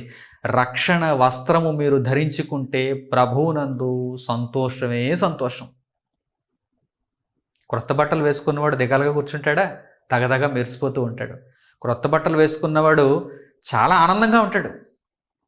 క్రొత్త బట్టలు, క్రొత్తగా అలంకరింపబడినటువంటి ఒక పెండ్లి కుమార్తె కూడా ఎంత సంతోషంగా, ఎంత ఆనందంగా ఉంటుందో. ఒక పెండ్లి కుమారుడు ఎంత సంతోషంగా, ఒక కోటు ధరించుకున్నటువంటి పెండ్లి కుమారుడు, అన్నింటిని అలంకరించుకున్నటువంటి పెండ్లి కుమారుడు ఎంత సంతోషంగా, ఆనందంగా ఉంటాడో చూడండి. ఆ రీతిగా అంటే వారు ఎంత సంతోషంగా ఉంటారో ఆ రీతిగా, ఆ పోలిక మీకు చెబుతున్నాడు. రక్షణ వస్త్రములను మీరు ధరించుకుంటే ప్రభువునందు మీరు సంతోషించేవారుగా, ఉల్లసించేవారుగా ఉంటారు. Not for one day, every day. ప్రతిరోజు క్రీస్తులో మీరు జన్మించిన తరువాత నుంచి ప్రతిరోజు. ఎందుకంటే ప్రాచీన పురుషుడు చచ్చాడు, నూతన పురుషుడు జన్మించాడు, జీవిస్తున్నాడు. నూతన పురుషుడు ఎలా ఉండాలి? క్రీస్తులో జీవించాలి, క్రీస్తునందు ఆనందించాలి, రక్షణ వస్త్రమును ధరించుకోవాలి, జీవాహారం తినాలి, జీవజలము త్రాగాలి, రక్షణ వస్త్రం ధరించుకోవాలి. వీటి మీద మనస్సు ఉండాలి. ఇవి పైనున్నవి, భూ సంబంధమైనవి కావు. ఎక్కడైనా దొరుకుతున్నాయా? జీవాహారం ఎక్కడైనా అంగడిలో దొరుకుతుందా? జీవజలం ఎక్కడైనా అంగడిలో దొరుకుతుందా? రక్షణ వస్త్రం ఏ దుకాణంలోనైనా, వస్త్ర దుకాణాలలో ఎక్కడైనా దొరుకుతుందా? రేమండ్స్ వారు తయారు చేస్తున్నారా? లేదు, ఎక్కడ దొరకదు. పైనున్నవి గనక భూ సంబంధమైన వాటి మీద మీరు మనస్సు ఉంచుకోకూడదు. పైనున్నవి గనక భూ సంబంధంగా అవి దొరకవు. పైనుండి అనుగ్రహింపబడాలి. భూమి మీద ఉన్న ఈ బ్రతుకులో పైనుండి మనకు అనుగ్రహింపబడాలి. పరలోకము నుండి వచ్చిన జీవాహారము, పరలోకము నుండి అనుగ్రహింపబడుతున్నటువంటి జీవజలము, పరలోకము నుండి అనుగ్రహింపబడుతున్నటువంటి రక్షణ వస్త్రము. ఈ భూమి మీద భూ సంబంధంగా ఏదో ధనాన్ని ఇచ్చేస్తే దొరికేవి కావివి. నీతి, పరిశుద్ధత, పాపక్షమాపణ, రక్షణ, వీటి ద్వారా ఇవి మనకు అందుతాయి.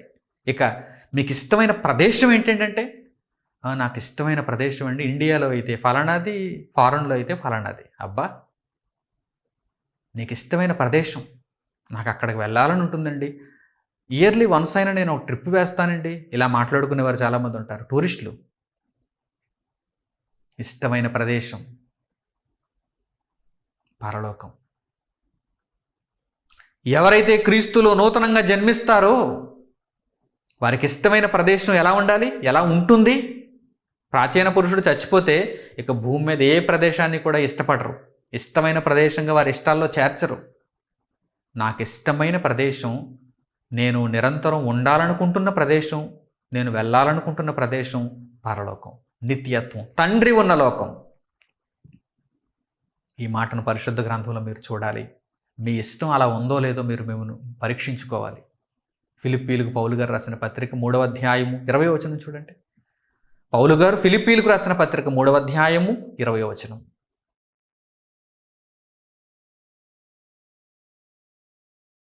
మన పౌరస్థితి పరలోకమందున్నది, అక్కడ నుండి ప్రభువైన యేసుక్రీస్తు అను రక్షకుని నిమిత్తము కనిపెట్టుకొని ఉన్నాము.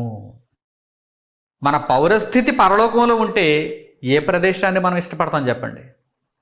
నిజంగా ఎవరి పౌరస్థితి అయితే పరలోకంలో ఉంటుందో వారు భూ సంబంధంగా భూమి మీద ఉన్న ఏ ప్రాంతాన్ని ఇష్టపడరు. ఎందుకంటే వారికి ఇష్టం పరలోకం. వారి ఇష్టాల జాబితాలో ఇవే ఉంటాయి: జీవాహారం, జీవజలం, రక్షణ వస్త్రం, పరలోకం. ఇష్టమైన తిండి జీవాహారం, ఇష్టమైన పానీయం జీవజలం, ఇష్టమైన దుస్తులు, వస్త్రాలు, రక్షణ వస్త్రాలు, ఇష్టమైన ప్రదేశం పరలోకం. మా పౌరస్థితి, మన పౌరస్థితి పరలోకమందున్నది. మన ప్రభు అయిన యేసుక్రీస్తు అను రక్షకుని కొరకు కనిపెట్టుకుని ఉన్నాము, ఆయన రాక కొరకు కనిపెట్టుకుని ఉన్నాము. ఇది నీతిమంతుని యొక్క ప్రత్యుత్తరం. ఇలా ఉంటుంది. ప్రాచీన పురుషుడు ఎవరిలో అయితే చనిపోతాడో, పైనున్న వాటిని ఎవరైతే వెదుగుతూ ఉంటారో, భూ సంబంధమైన వాటి మీద ఎవరైతే మనసు పెట్టరో, వారి ఆలోచన విధానాలన్నీ కూడా ఇలా ఉంటాయి. మీకు ఇష్టమైన పాట ఏంటంటే, పనికిమాలిన వాడు పనికిమాలినటువంటి పాట పాడినప్పుడు ఆ పాటను మీకు ఇష్టమైన పాటగా చెబుతున్నారా? లోక సంబంధమైనటువంటి సినీ గేయాలు నా ఫేవరెట్ సాంగ్ అండి అని పొంగిపోతూ చెబుతూ ఉంటారు. ఏముంది అందులోని? నీ ఫేవరెట్ సాంగ్లో ఏముంది? ఆ లిరిక్స్లో ఏముంది? బూతా? ఆ బూతు పాటలు మీరు ఇష్టపడుతున్నారా? ప్రాచీన పురుషులు ప్రాచీన స్థితిలో ఉంటే ఇష్టపడతారు. క్రీస్తులో జన్మించినప్పుడు మీకేం పోయే కాలం? క్రీస్తులో మీరు జన్మిస్తే, క్రీస్తునందుంటే అసలు ప్రాచీన పురుషునిగా మీరు అటువంటి ఆలోచనలో ఉండొచ్చా? నాకు ఫలానా బాణీ అంటే ఇష్టం, ఫలానా సాంగ్ అంటే ఇష్టం, ఫలానా లిరిక్ అంటే ఇష్టం. ఏంటి మతిపోయిందా? నీవిష్టపడవలసిన పాట ఏంటో తెలుసా? ప్రభువును గూర్చిన క్రొత్త పాట. ప్రభువును గూర్చిన క్రొత్త పాట. నా ప్రభువు నిమిత్తము నేను క్రొత్త పాట పాడాలి. ఆ పాట సమాజంలో పాడి దేవుని నేను కీర్తించాలి. ఈ విధమైన ఆలోచన ఉందా?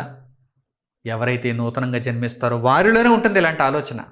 ప్రాచీన పురుషుడు ఇంకా బ్రతికే ఉన్నాడు అనుకోండి, ఎక్కడో ఒకటి ట్యూన్ వినిపిస్తూ ఉంటుంది, వీడు దానికి అల్లుకుపోతాడు. అల్లుకుపోతున్నామంటే అర్థం ఏంటి? ప్రాచీన పురుషుడు ఇంకా బ్రతికే ఉన్నాడు అనమాట, విషయం ఇంకా పోలేదన్నమాట. చూడండి పరిశుద్ధ గ్రంథంలో చూడండి, కీర్తనల గ్రంథము 149వ అధ్యాయము 1వ వచనం. కీర్తనల గ్రంథము 149వ అధ్యాయము 1వ వచనం.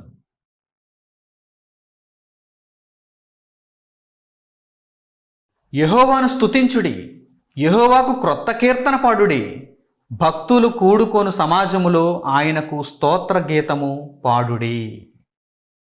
యెహోవాను స్తుతించుడి, యెహోవాకు క్రొత్త కీర్తన పాడుడి, భక్తులు కూడుకొను ఆ సమాజంలో యెహోవాను గూర్చి కీర్తించండి, పాడండి. అటువంటి మనసుందా? నా దేవుని గూర్చి నేను కీర్తించాలి, పాడాలి, అది పాట అంటే నా ఇష్టం ఆ పాట మీద ఉంటుంది అంతే తప్ప చెత్త పాట మీద కాదు. ఇప్పుడైనా అటువంటి ఆలోచనలతో అటువంటి భావాలతో ఉన్నారా? ప్రియులారా, ఈ అన్ని విషయాలలో కూడా మిమ్మల్ని ఒక్కసారి మీరు పరీక్షించుకోండి. ఇప్పటి వరకు నా ఇష్టం ఎలా ఉంది, ఇప్పటి వరకు ఒక తిండి విషయంలో, పానీయం విషయంలో, వస్త్రాల విషయంలో, ప్రదేశాల విషయంలో, పాటల విషయంలో, ఇవి ఒక ఉదాహరణ. ఇవన్నీ ఒక ఉదాహరణ. నా ఆలోచన ఎలా ఉంది, నా ఆకాంక్ష ఎలా ఉంది, నా అభిరుచి ఎలా ఉంది, ఒక్కసారి మిమ్మల్ని మీరు పరీక్షించుకోండి. ప్రియులారా, క్రీస్తులో నూతనముగా జన్మిస్తే మన జీవన విధానమే మారిపోవాలి. మన జీవన విధానం మారి నూతనంగా మనం బ్రతుకుతూ ఉంటేనే మనం క్రీస్తులో జన్మించినట్టు, లేదా ప్రాచీన పురుషుడు మనలోనే ఉన్నట్టు. ఇప్పుడు కొలస్సీయులకు పౌలు గారు రాసిన పత్రిక 3వ అధ్యాయం మొదటి నుంచి మరలా ఒక్కసారి చదివితే మీకు ఆ భావాలు చక్కగా అర్థమవుతాయి. పైనున్న వాటిని వెతకడం అంటే ఏంటో, భూ సంబంధమైన వాటి మీద మనస్సు పెట్టుకోకుండా ఉండడం అంటే ఏంటో, ప్రభు రాకడకు మనం సిద్ధపడడం అంటే ఏంటో, ఆయుత్తపడి ఆయన రాకను అపేక్షించడం అంటే ఏంటో ఇప్పుడు మనకు చక్కగా అర్థమవుతుంది. మరలా ఒక్కసారి ఆ మాటలను చూడండి. కొలస్సీయులకు పౌలు గారు రాసిన పత్రిక 3వ అధ్యాయము 1వ వచనం నుంచి. అపొస్తలుడైన పౌలు గారు కొలస్సీయులకు రాసిన పత్రిక 3వ అధ్యాయము 1వ వచనం నుంచి.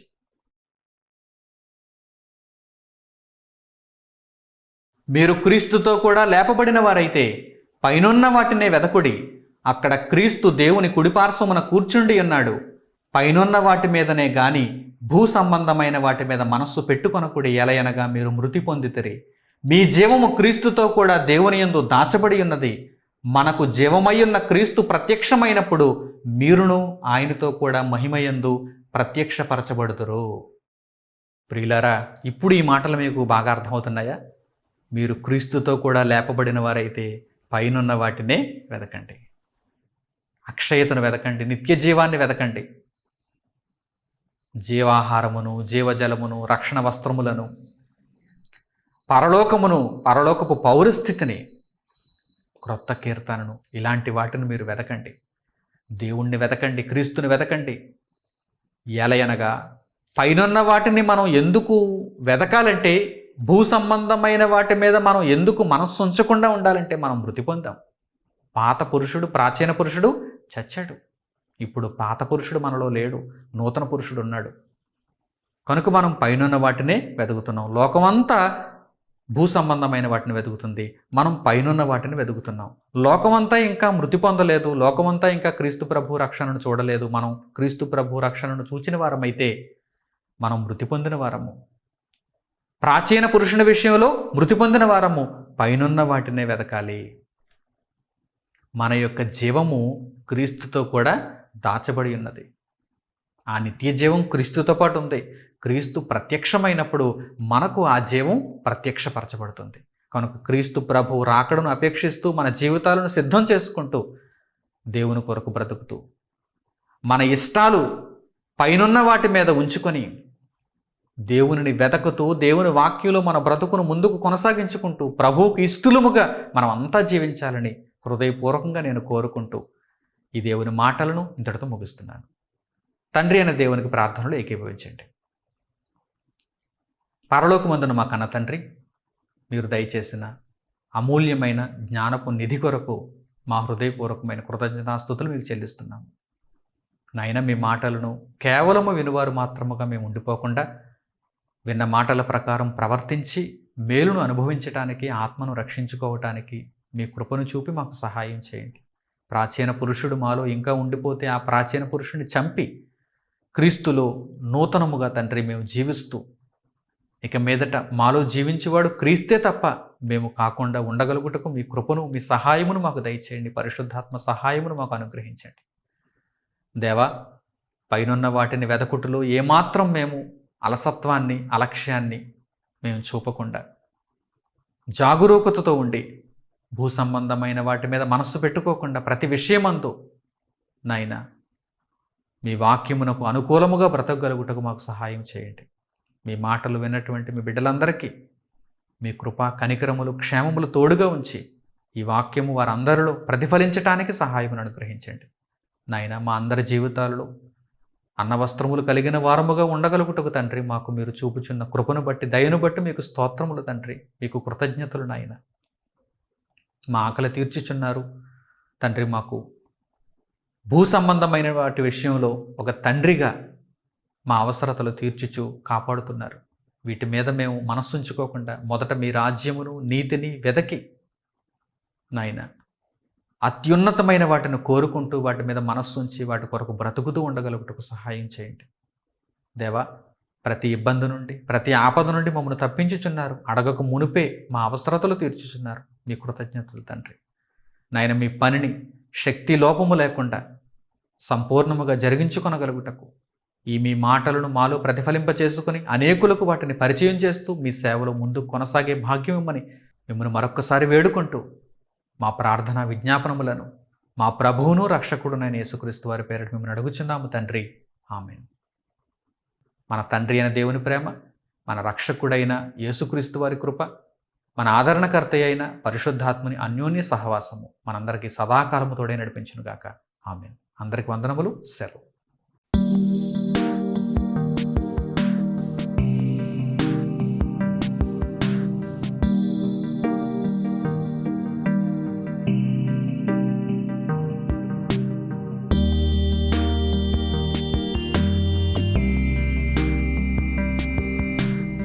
సహోదరులు మణికుమార్ గారు ప్రసంగించిన ఎన్నో ఆత్మ సంబంధమైన సంగతులను ఉచితముగా వీక్షించుటకు మా యూట్యూబ్ ఛానల్స్ ను తప్పక దర్శించండి.